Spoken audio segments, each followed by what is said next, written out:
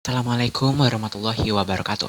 Perkenalkan, nama saya Afla Zakir Rahman. Saya merupakan mahasiswa D3 Bahasa Mandarin dengan NIM J0B024041. Pada kesempatan kali ini izinkan saya untuk membacakan jawaban saya mengenai 7 pertanyaan pada UTS mata kuliah Pendidikan Pancasila tahun akademik 2024-2025. Pertanyaan pertama ada, implementasikan salah satu nilai-nilai Pancasila dalam kehidupan sehari-hari Anda. Sebetulnya banyak nilai yang dapat diimplementasikan, namun hal yang paling mudah dan menjadi inti adalah nilai religius atau nilai ketuhanan yang diajarkan pada sila pertama atau tertera pada sila pertama begitu. Religius dalam beribadah sesuai agama yang dianut begitu ya. Itu merupakan salah satu sikap dari nilai ketuhanan, yang mana dengan religius ini agama yang sudah tentu mengajarkan kebaikan akan membawa nilai kebaikan pula dalam kehidupan sehari-hari.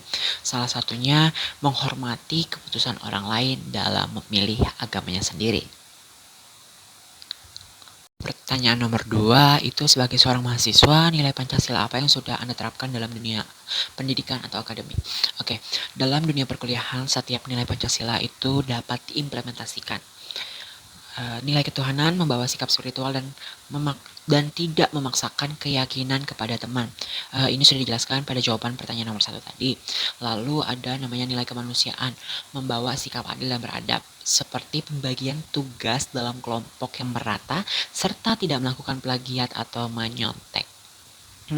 Sikap selanjutnya yang sudah dapat dilakukan adalah tidak membeda-bedakan teman di kampus dari suku, budaya, hingga latar belakang sosialnya, yang mana ini menjadi representasi nilai persatuan.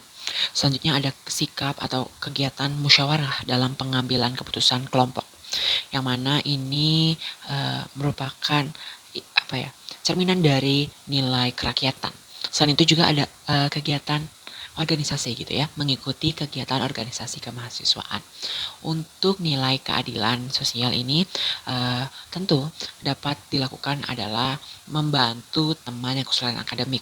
Dalam hal ini kita melakukan kegiatan belajar bersama untuk memastikan teman-teman memahami setiap pelajaran yang ada begitu.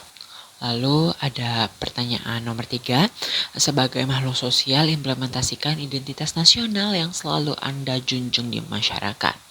Salah satu identitas nasional yang saya tepatkan di bagian pertama adalah berbahasa Indonesia sebagai bahasa pemersatu dan penghubung dalam setiap kegiatan.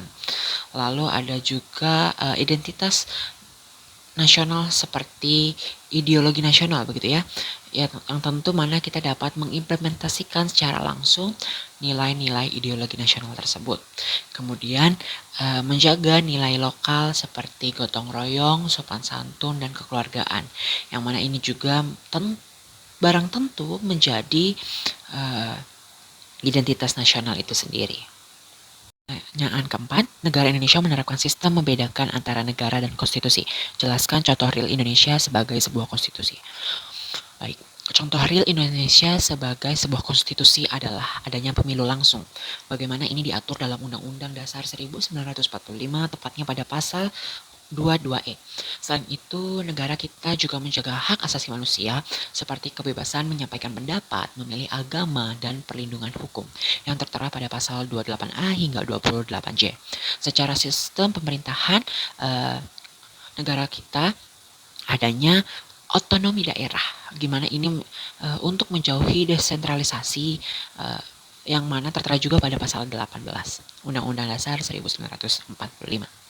Pertanyaan selanjutnya itu, sebagai mahasiswa, jelaskan contoh real hak dan kewajiban yang sudah Anda lakukan dalam dunia akademik. Dalam dunia akademik, hal yang sudah saya terima tentu berkenaan mengenai akademik itu sendiri. Mendapatkan pendidikan yang layak dari para dosen yang kompeten, hingga kemudahan mengakses informasi akademik baik modul hingga informasi lainnya pada sistem informasi akademik, serta juga memiliki kebebasan berpendapat dalam forum akademik seperti forum diskusi kelompok begitu. Namun tentu kewajiban yang mengiringi dari setiap hak yang saya dapatkan adalah mengikuti perkuliahan dengan baik, mengerjakan tugas, menjaga nama baik sendiri, hingga nama baik kampus begitu. Seperti uh, beretika baik dan tidak melakukan plagiarisme atau mencontek. Pertanyaan nomor 6 itu ada Indonesia merupakan salah satu negara demokrasi. Jelaskan contoh real cara berdemokrasi yang tidak menyalahi aturan. Contoh real cara berdemokrasi yang tidak menyalahi aturan adalah mengikuti pemilu. Ya, mengikuti pemilu. Di mana mengikuti pemilu ini sebagai penyaluran suara dan pendapat mengenai pemilihan pemimpin baik daerah hingga negara dengan catatan tanpa harus memaksakan pilihan kepada orang lain serta menerima segala hasilnya dengan baik tanpa kekerasan atau provokasi. Mungkin contoh lainnya adalah berdiskusi atau bahkan berdebat gitu. Namun dengan kalimat yang baik dan sopan dan tanpa menyinggung rekan. Untuk soal nomor 7, ceritakan apa yang Anda pahami tentang HAM dan kaitannya dengan makhluk sosial. HAM adalah hak dasar yang melekat pada sebuah individu sejak lahir, tidak dapat dicabut, universal, dan harus dihormati oleh siapapun. Sebagai makhluk sosial yang tentu melakukan interaksi sosial sebagai kebutuhan alamiah, begitu, hak asasi manusia ini perlu dijalankan dan ditegakkan dengan penuh tanggung jawab. Singkatnya, ketika kita mendapatkan hak yang kita miliki, kita diperkenankan untuk tidak melanggar hak orang lain atau menyalahi hak orang lain. Ini dimaksudkan ketika kita memiliki hak, kita mendapatkan kewajiban untuk membiarkan orang lain mendapatkan hak yang sama. Misalnya ketika kita memiliki hak kebebasan berpendapat, kewajiban yang mengiringinya adalah kita harus menghargai pendapat orang lain. Begitu. Kedua hal ini sebetulnya menjadi pemahaman yang harus dipahami oleh setiap individu. Lalu kedua hal ini juga senantiasa beriringan dalam setiap eksekusi nyata dalam sebuah interaksi sosial. Ini dimaksudkan untuk menjadi penghormatan HAM agar tercipta hidup yang damai, selaras, dan adil. Itu saja yang dapat saya sampaikan mengenai jawaban UTS Pendidikan Pancasila tahun akademik 2024-2025. Mohon maaf bila ada kesalahan dalam pemilihan kata atau baik penyampaiannya. Sekiranya jawaban ini dapat diterima dengan baik dan menjadi manfaat untuk saya sendiri dan pendengarnya. Baik.